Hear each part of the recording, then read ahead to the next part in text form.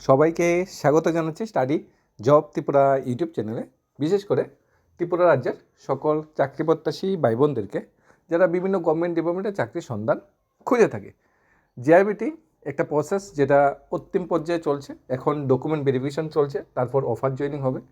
জিআরবিটির জন্য অনেক ক্যান্ডিডেট আছে যারা ওয়েট করছে গত 4 বছর ধরে কবে জিআরবিটি 2 আসবে, জিআরবিটি কবে রিক্রুটমেন্ট নতুন করে শুরু হবে।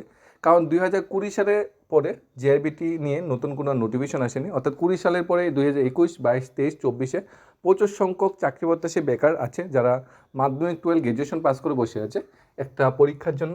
জিআরবিটি কবে নেওয়া হবে ওয়েট করার কারণ বা রিজনও আছে। কারণ জিআরবিটির মাধ্যমে যে চাকরির প্রসেসগুলো বা চাকরির যে পোস্ট অনেকগুলা খালি থাকে। অনেকগুলা পোস্ট খালি থাকার জন্য বেশি সংখ্যক ক্যান্ডিডেট চাকরি জিআরবিটির মাধ্যমে পাই। টিপিএসসি আমরা দেখেছি 300-400 ম্যাক্সিমাম 500 জন ক্যান্ডিডেট চাকরি পায়, কিন্তু জিআরবিটির মাধ্যমে একসাথে 5000 ক্যান্ডিডেট চাকরি পাওয়ার একটা অপরচুনিটি থাকে। তাই এর চাহিদা, এর যে ডিমান্ড, এটা অনেক তুঙ্গে থাকে। আর বেকারদের মাঝে জিআরবিটি নিয়ে একটা অনেক আগ্রহ প্রকাশ করছে, একটা আগ্রহ ভাব আছে যে জিআরবিটি আসলেই আমরা এর জন্য অ্যাপ্লাই করব বা প্রিপারেশন নিচ্ছে সেইভাবে। বর্তমানে জিআরবিটির ফিজিক্যাল ভেরিফিকেশন চলছে। অনেকগুলো ডিপার্টমেন্ট আছে যেগুলোতে অলরেডি ফিজিক্যাল ভেরিফিকেশন শেষ। কিছু কিছু ডিপার্টমেন্ট আছে যেগুলো ফিজিক্যাল ভেরিফিকেশন এখনও চলছে। যেরকম তোমাদের ট্রাইবাল ওয়েলফেয়ার ডিপার্টমেন্টের ফিজিক্যাল ভেরিফিকেশন ডেট যেটা রাখা হয়েছে 19 নভেম্বর ট্রাইবাল ওয়েলফেয়ার ডিপার্টমেন্টে যারা জব পেয়েছে, যারা ট্রাইবাল ওয়েলফেয়ার ডিপার্টমেন্টে সিলেক্টেড হয়েছে তাদের ফিজিক্যাল ভেরিফিকেশন রাখা হয়েছে। যাওয়ার সময় যেমন পিআরটিসি নিতে হবে, জিআরবিটি এডমিট কার্ডটা নিতে হবে, এমপ্লয়মেন্ট এক্সচেঞ্জ কার্ডটা নিতে হবে, SC/ST সার্টিফিকেট যদি থাকে, এডুকেশন কোয়ালিফিকেশন সার্টিফিকেট, মার্কশিট বা বার্থ সার্টিফিকেট নিতে হবে।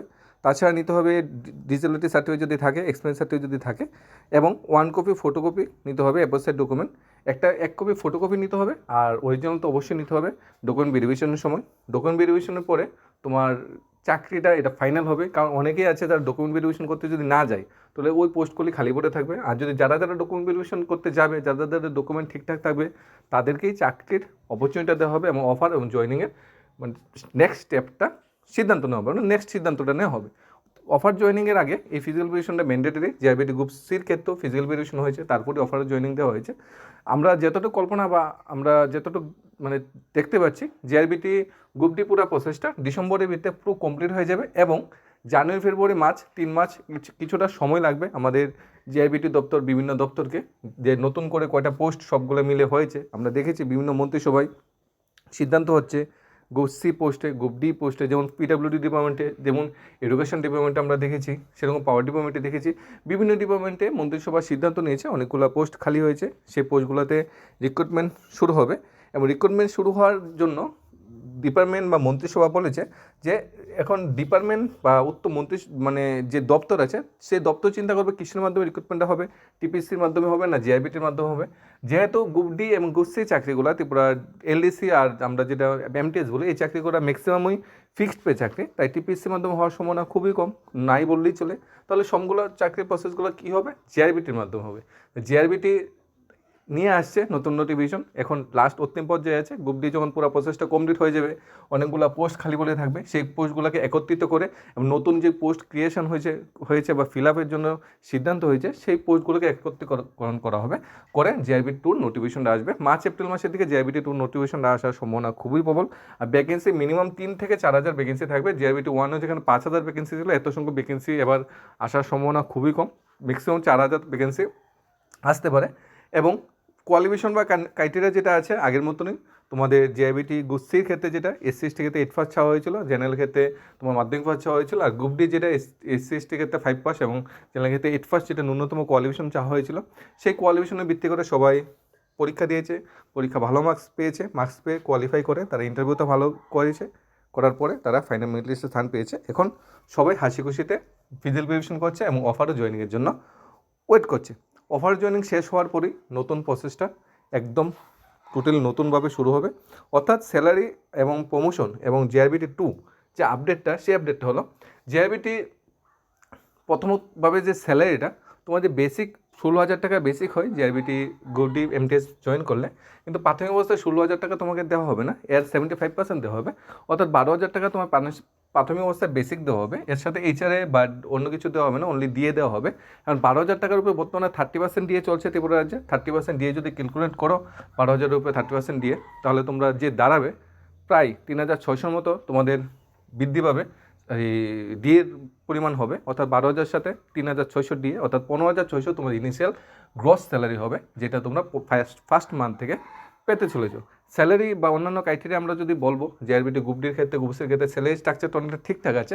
আজ থেকে যারা 5-7-8 বছর আগে যারা চাকরি পেয়েছে, বিশেষ করে 2018-17 আগে যারা চাকরি পেয়েছে, তখন কিন্তু স্যালারি স্ট্রাকচারটা অনেকটা কম ছিল, অনেকটা স্যালারি কম দেওয়া হতো। এমনও ক্যান্ডিডেট আছে যারা 7-8 বছর আগে চাকরি পেয়েছে, তখন গ্রুপ ডির ক্ষেত্রে 5,000 টাকা, 5,500 টাকা, ম্যাক্সিমাম 6,000 টাকা মান্থলি স্যালারি দেওয়া হতো ফিক্সড পে অবস্থায়। এবং up to PGT, post graduate teacher যারা আজকের থেকে 8-10 বছর আগে চাকরি পেয়েছে, তারা 12,000 টাকা বেতন পেত, 12,500 টাকা বেতন পেত পোস্ট গ্রাজুয়েট টিচার হিসেবে জয়েন করে। আজ থেকে যারা, আমি বলছি আজকে থেকে 8-9 বছর আগে যারা, বা 7-8 বছর আগে যারা চাকরি হয়েছে, এর সাথে যদি তুলনা করি, বর্তমান অবস্থায় খুব ভালোই।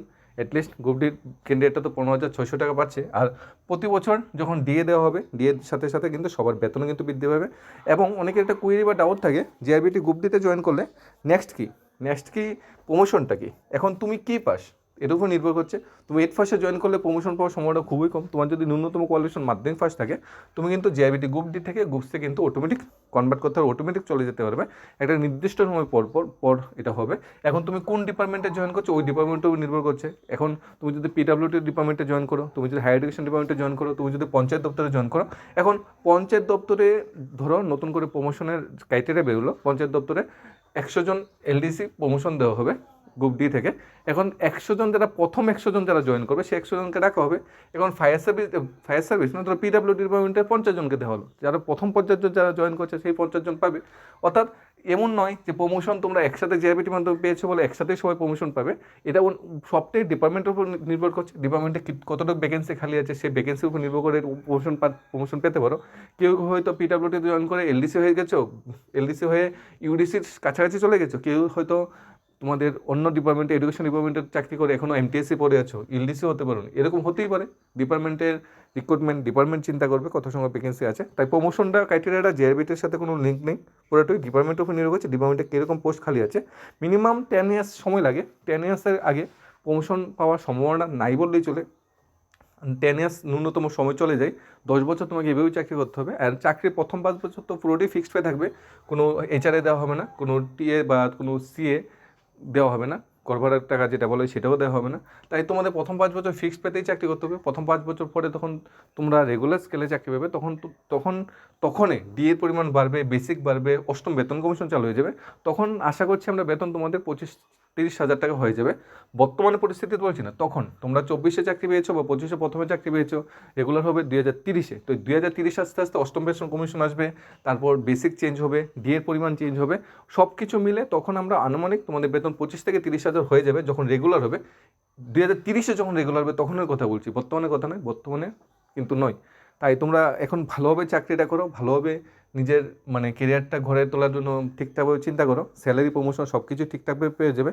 নিজের সত্যটা মেনটেন করো। আর সবচেয়ে বড় কথা হলো, তোমরা যে চাকরিটাই তোমরা পেয়েছো স্বচ্ছতা হিসাবে, স্বচ্ছতা মেনটেন করেছো, ট্রান্সপারেন্সি ছিল চাকরিটাতে, ভালোভাবে পরীক্ষা দিয়েছো, ভালোভাবে ইন্টারভিউ দিতে, তাই চাকরিটা পেয়েছো। এখানে তো কেউ মামা, কাকা, চাচা তো চাকরিটা নিয়ে দিনি, তো তোমরা পরিশ্রম করে সেই চাকরিটা পেয়েছো, তোমরা ট্যালেন্টে সেই চাকরিটা পেয়েছো। এখন নিজের চাকরি জীবনটা সুন্দরভাবে ট্যালেন্টের মাধ্যমে নিজেকে সাজিয়ে তোলো, নিজেকে গুছিয়ে তোলো, নর্ম ভদ্রতা সেগুলো মেনটেন করো। এবং চাকরি যেমন অনেক বছর, 60 বছর পর্যন্ত চাকরি করবে, 60 বছর পর্যন্ত নিজেকে ঘরে তোলার একটা সময়। এখন তোমার নিজের উপর অনেক দায়িত্ব বেড়ে যাবে, কেরিয়ার এখন গড়ে তোলার সময়। তাই ঠিকঠাকভাবে নিজের কেরিয়ারটাকে সুন্দরভাবে সাজিয়ে তোলো।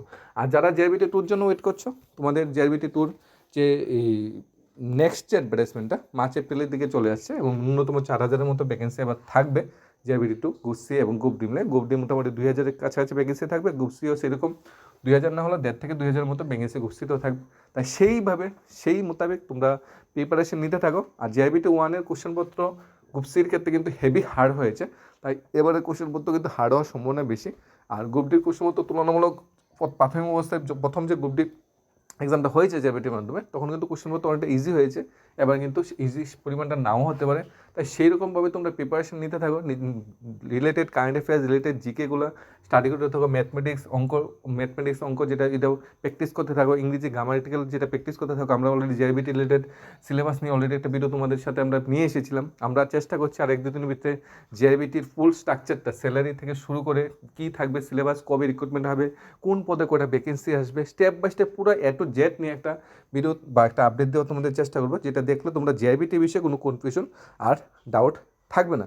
তাই তোমরা যে ডিপার্টমেন্টে ভিজুয়াল ভেরিফিকেশন নিয়ে করে নিয়েছো, তোমাদের কংগ্রেস, তোমরা লিস্ট আর অফার জয়েনিংটা খুব শীঘ্রই তোমাদের চলে আসছে, ডিসেম্বর মাসের ভিতরে তোমার অফার জয়েনিং হয়ে যাবে। আর তোমরা যারা এখনও ফিজিক্যাল ভেরিফিকেশন চলছে, কিছু কিছু ডিপার্টমেন্ট এখনও ফিজিক্যাল ভেরিফিকেশন কমপ্লিট হয়নি, এই ফিজিক্যাল ভেরিফিকেশনে কিন্তু তোমাদের হয়ে যাবে নভেম্বর ভিতরে, সমস্ত ডিপার্টমেন্টে ফিজিক্যাল ভেরিফিকেশন হওয়ার সম্ভাবনা খুবই প্রবল। তোমরা সেইভাবে নিজের প্রস্তুতি নিতে থাকো, কারণ চাকরিটা তোমার, ফিউচারটা তোমার। ধন্যবাদ সবাইকে। Study job Tripura YouTube channel.